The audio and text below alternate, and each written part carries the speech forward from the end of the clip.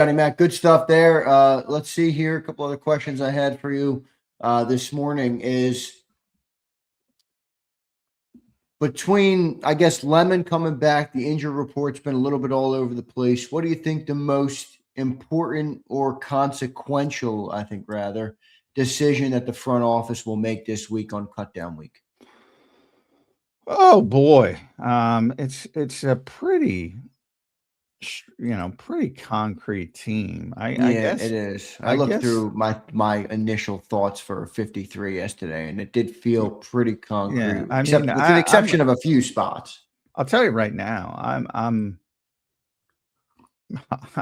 not I'm writing my initial 53 before Friday night's game, and I'm not changing, and I'm doing that purposefully because I don't give a flying who does what in that game.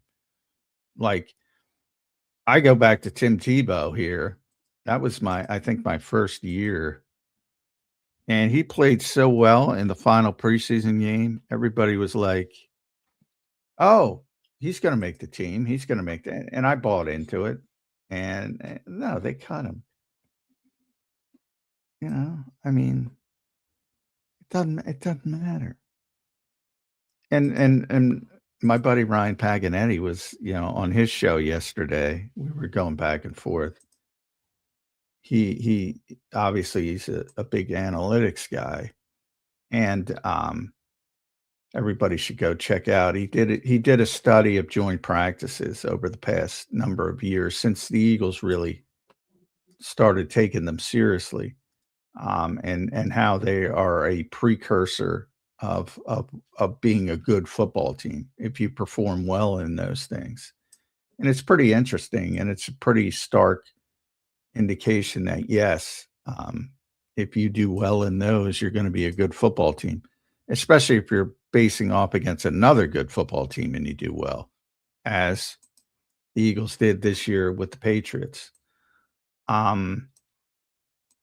Versus the preseason games.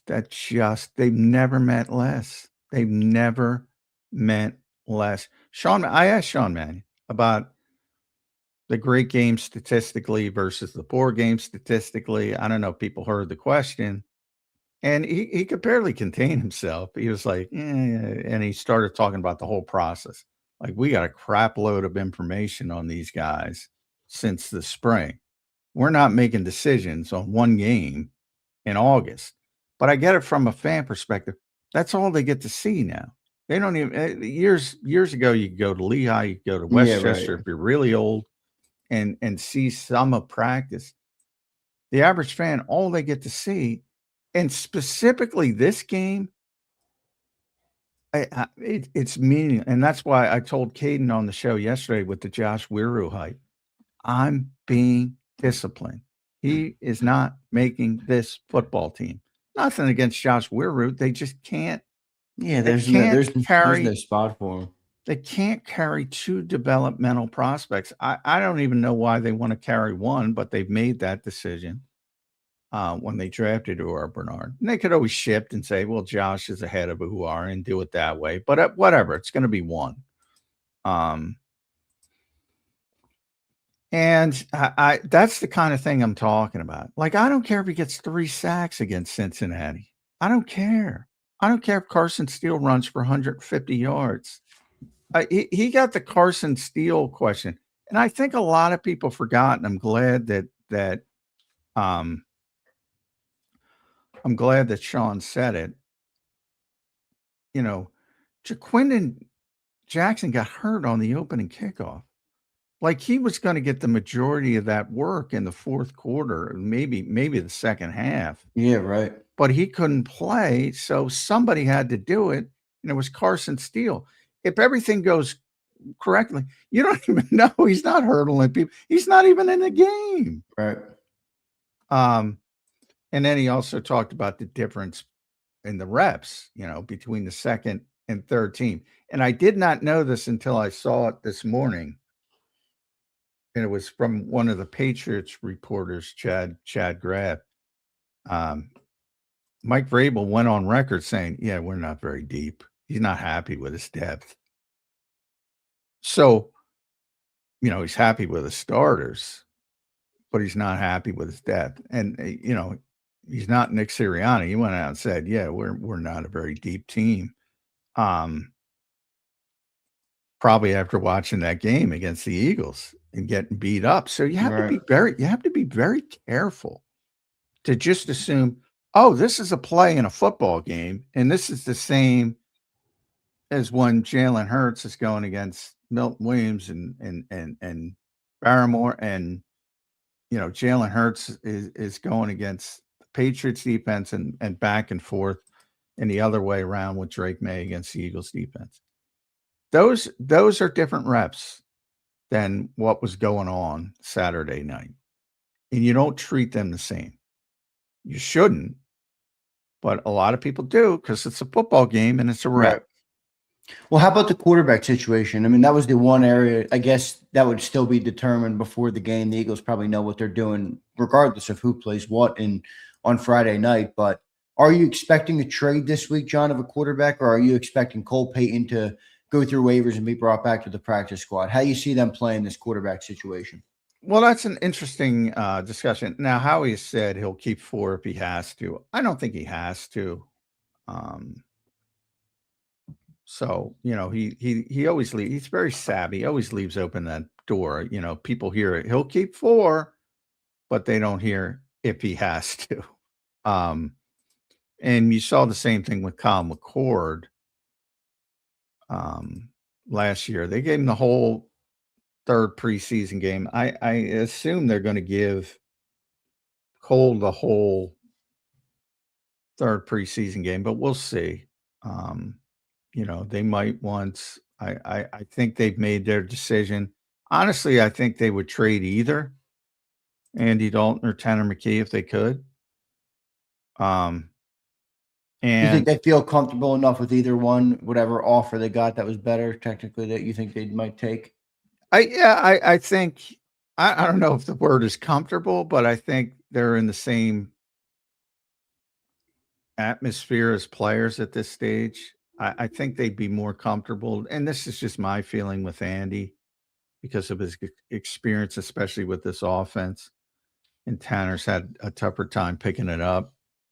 I think they would be more comfortable, but I think they'd be fine. And it's a matter of who somebody else would want. So somebody else might be making this decision for them. If somebody says, yeah, we'll give you a 6th-round pick for this. So it might be somebody else making the decision. And then you keep Cole Payton as 3. Ultimately, now here's where preseason does matter a slight bit outside the organization. So when you talk about losing people to waivers, like they don't get to see practice. So, it'll resonate a little more for those, especially bad organizations. It'll resonate a little bit more for them. So if he does go out and throws for 200 yards, plus he has 100 on the ground and 3 touchdowns. Yeah, right. You might have to not risk him to waivers. Right, like bring it home. How many scouts or people in the Eagles front office do they have monitoring all the other games and teams rosters to see if there's somebody that goes to waivers that Howie might want to select? Oh, how much resources? Yeah, a lot. I mean, that's so if every team, or probably every team's not doing the same level, but I'm sure every team's doing some bit of it. Yeah, that's the other thing we leave out, John. We always think about, okay, who's here and how they're gonna crunch these. You always got to wonder too. Will Howie look to bring somebody in from waivers from another team? They certainly will. They'll be looking at long snappers. They'll be looking at kickers. They'll be looking at tight ends. They'll be looking at safeties, specific positions. They know they don't need a defensive tackle, for instance. They know they don't need a linebacker if you listen to Vic. So there's certain positions you don't have to worry about. But I mean, I could even see them making a whole flip at quarterback. Like if somebody, people have brought this up, that Jason Lockenfora brought it up when he was talking about JJ McCarthy. And look, Minnesota obviously wants to get out of that business. And I don't know what the Eagles thought about him because there was no interest in a quarterback, but you know, they do the due diligence in case guys become available later Right. down the road. Howie talks about it all the time. If they liked him coming out, they could flip this whole thing and say, well, we I don't see can. how they liked him coming out. Well, that I agree. I'm saying, but they guess what? They love Zach Wilson coming out. Well, Zach Wilson had talent, John. He had crazy arm ability. I mean, Well, I think agree. that's more realistic or more understandable than freaking JJ McCarthy, who really never showed anything to me. But they might look at it as, all right, well, he's a backup for 2 more years, and if it works, it works, and if it's look, people would shit on Kyle Shanahan for bringing in Sam Darnold or Mac Jones because they look shitty, and Kyle's got confidence in themselves and rehabilitates these guys. Yeah. And one just won the Super Bowl, and the other's going to cash in next year somewhere. I don't know where.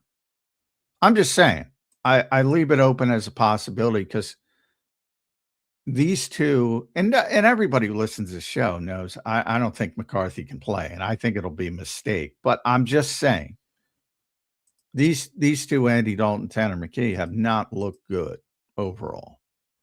Andy's obviously the better processor. Tanner obviously is the better arm at this stage.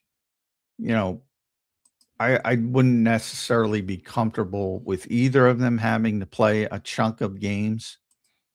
With Do you Andy, still feel as though if they need to win one game? yeah, Andy's with the better Andy, option? I would choose Andy still if I get Okay. one for one game in one game environment. If it clicks, if he's feeling good, he can still do it.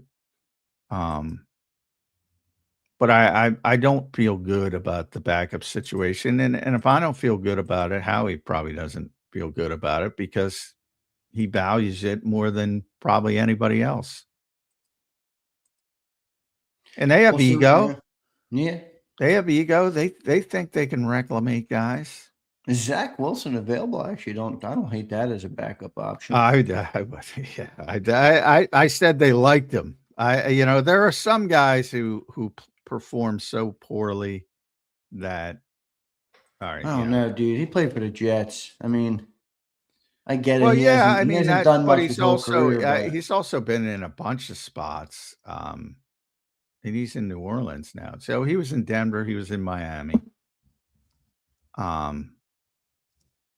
he didn't really have a chance to play in Denver, though, did he? No, or Miami. He played mop-up duty in a couple games last season. He hasn't played since the Jets any meaningful reps because he hasn't been in a position. But he is with Kellen Moore. He hasn't been cut yet. So, I mean, he's not on the street. But, yeah, I think most people don't look at him as a reclamation project. But, hey, maybe. Wow. I like it better than JJ McCarthy. I'll say that. But hey, we'll I'm not. I was on the this kid can't play bandwagon early. He was player of the week. I think it was the opening. Yeah, it might have been the opening week. Remember, he played like 3/4 of the worst football I've ever seen. And then he made a couple plays down the stretch, and it was a close game, and they won the game, and he won player of the week. And I remember saying on the show, this kid can't play. Can't play. And I hate to be, but I'll spike the football. He can't play. But the personnel guys have egos in this league. Trust me. You're going to see undrafted guys make it every single team. You know why? Because they say, look at me. Look who I found. Sometimes they're deserving. I mean, not, but a lot of times it's just like, well, I got to keep an undrafted guy. No, you don't. Yeah, right. Well, if John, they deserve it. Great. Yeah. And I don't know if anybody deserves it this year. Carson Steele made the best case, didn't he? Well, if you believe what you saw, but preseason lies. It does. It does. Like Carson Steele is not making this team. No, I don't think so either. I don't think so either. But that's tape he put on display for another team who might pick him up. So we'll see. Hopefully he does. I would root for guys to keep their careers alive, obviously.